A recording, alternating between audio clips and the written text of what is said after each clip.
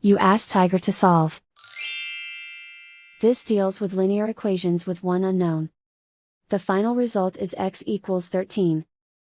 Let's solve it step by step. Group all constants on the right side of the equation. Subtract 10 from both sides. Simplify the arithmetic.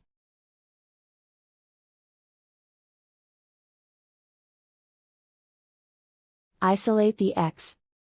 Divide both sides by 5.